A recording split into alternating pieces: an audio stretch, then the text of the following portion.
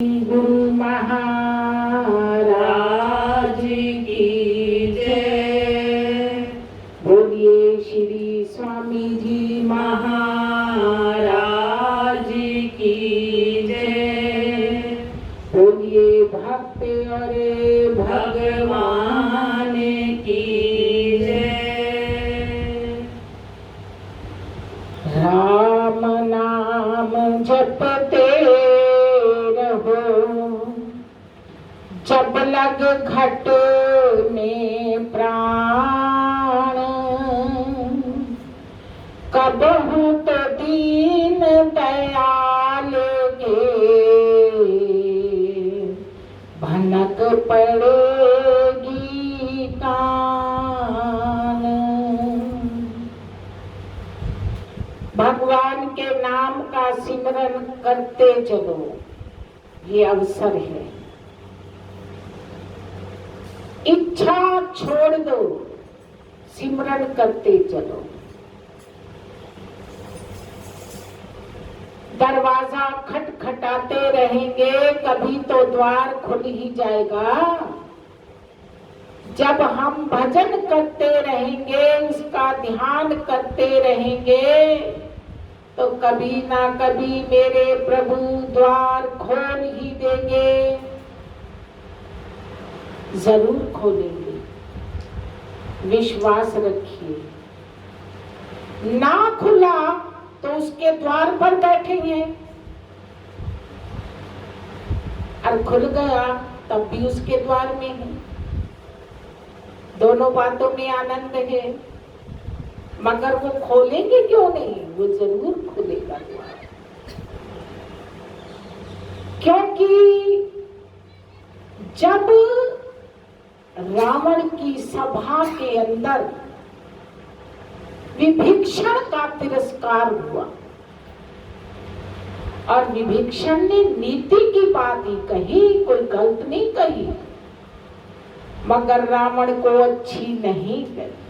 रोज सुंदरकांड के अंदर पढ़ते हो, रावण के अंदर ये भ्रम हो गया कि ये राम का ही है। बड़ा तिरस्कार किया, लात मार के उसको गिरा दिया, और वो सीढ़ियों से गिरता चला गया। कहाँ उसका मुकुट गया, कहाँ वो आप गए, और गाली गलौज भी दी, जा उन्हीं वनवासियों के पास। आखिर थोड़ी देर के बाद विभीषण फिर आया रावण के पास अकेले में। भैया, मैंने तो धर्म की नीति की बात कही है, अगर वो तुम्हें अच्छी नहीं लगी तो छोड़ दीजिए। मगर रावण का अहंकार इतना था, वो कब मानने वाला था। फिर उसको धिक्कारा, जाओ नहीं वनवासियों के पास, तेरी यहाँ जगह नहीं।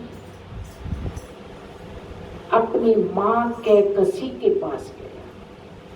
माँ, ऐसे ऐसे मेरे भाई रावण ने, लंकेश ने मेरा तिरस्कार किया है सबके सामने, मैं दोबारा भी गया। ये मेरी मातृभूमि है लंका, मेरी जन्म भूमि है लंका, मैं इसे छोड़कर कैसे जाऊं? मैं नहीं जा सकता। इस जन्म भूमि को छोड़कर जाऊं कैसे? माँ ने कहा, बेटा, तेरे पिता ने कहा था, अब इसका काल नजदीक है, ये नहीं मान रहा, ये उल्टे काम कर रहा है, ये किसी की नहीं मान रहा। बेटा, तुम जाओ, राम की शरण में चले जाओ। माँ कैकसी ने भी कह दिया,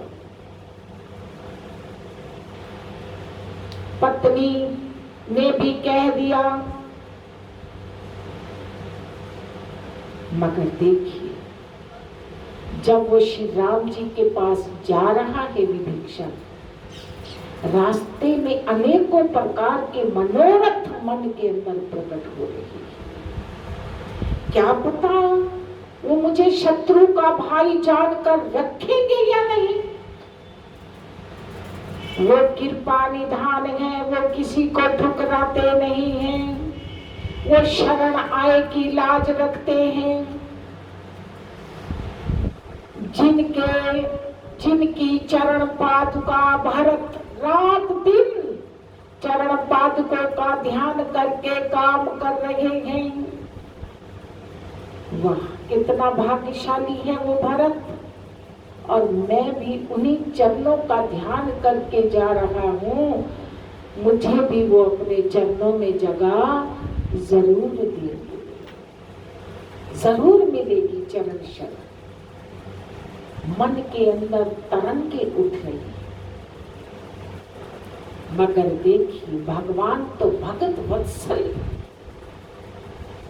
भगवान तो किसी को ठुकराते नहीं है।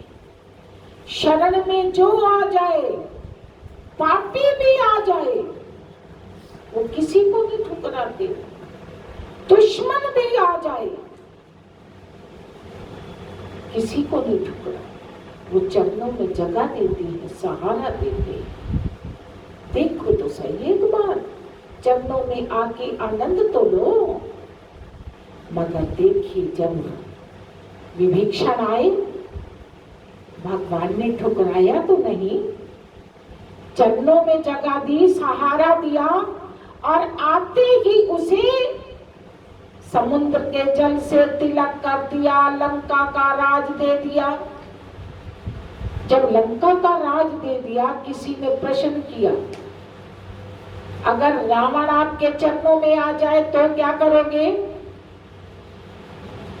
बोले तब हम अयोध्या का राज दे देंगे।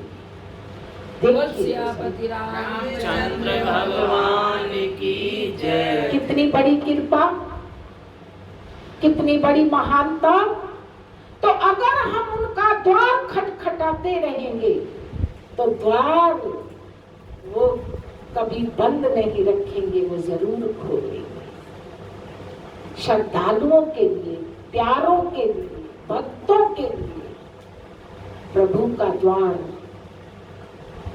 खुला होता है। खटखटाते रहो, द्वार खुल जाता है। जो चरणों में आता है उनको जगह मिल ही जाती है। मेरे प्रभु ठिकाना दे, सबकी अपने चरण शरण में सबको जगह दे। आओ ऐसा भाव लेकर चले, और जो चरणों में आ गया उसका जीवन तो सार्थक हो ही गया। क्योंकि कहा है ना, लाख सिर तू दे चुका यमराज की भेंट, एक सिर ना दे सके सतगुरु के तू भेंट। पता नहीं कितनी बार जन्म हुआ, कितनी बार मरण हुआ, जन्म लेता रहा और मरता रहा। सबसे बड़ा दुख जन्म और मरण का है। आज यमराज की बलि चढ़ता रहा, और एक सिर अगर सतगुरु के हेत दे देता, सतगुरु पर एक जीवन कुर्बान कर देता, सतगुरु की चरण शरण में एक जीवन में आ जाता, तो भव से बेड़ा पार हो जाता। वो पार करने वाले हैं, वो डूबे हुए के भी किनारा बनते हैं। वो सबको पार करने वाले हैं, सबको पार करते हैं। जो चरण शरण में आ गया वो पार करते हैं, उन्हें किनारे पर लगा देते। यशोदा मैया यमुना जी में दीप जला रही है, दीप तैरा रही है, और वो दीप आगे कन्हैया खड़े हैं। कन्हैया दीप पकड़ते जा रहे हैं। माँ ने देखा, माँ कहती है मैं दीप जला रही हूँ, अरे कन्हैया तो उठा के किनारे पर रख रहा है। भगवान कहते हैं मैया, जो मेरी चरण शरण में आएगा मैं उसे किनारे पर लगा दूंगा। बोल बाके बिहारी लाल की जय। कोई आए तो सही। आने का साहस तो करे। है?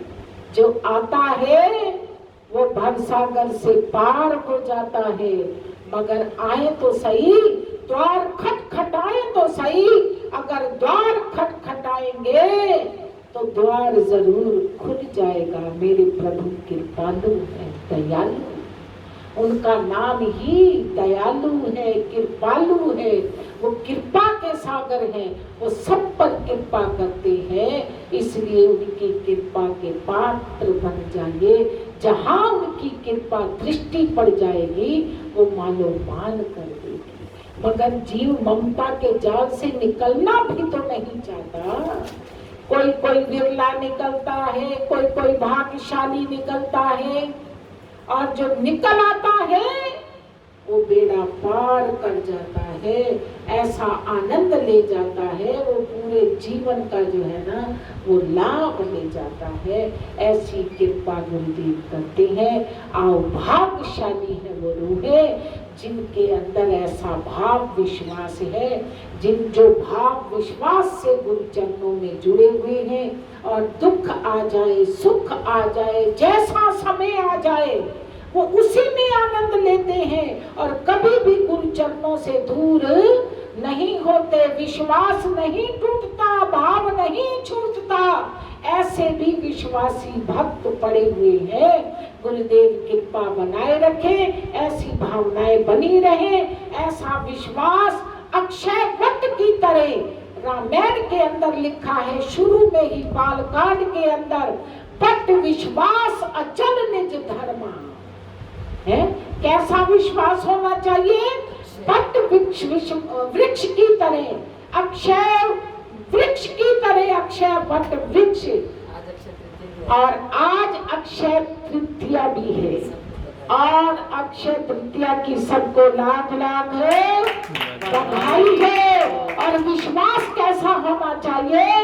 अक्षय वट की तरह। ये अक्षय वट त्रिवेणी के अंदर है, और कितना ही पानी आ जाए, गंगा यमुना सरस्वती की लहरें कितनी आ जाए, मगर इनकी लहरों के अंदर वो अक्षय वट जो है ना वो हिलता नहीं है। कितने दुख आ जाए, कितनी मुश्किल आ जाए, कैसा भी समय आ जाए, और हर परिस्थिति के अंदर जो गुरुदेव का प्यारा है, जो विश्वासी है, जो श्रद्धालु है, वो कभी भी डावाडोल नहीं होता, वो पक्के का पक्का रहता है। आओ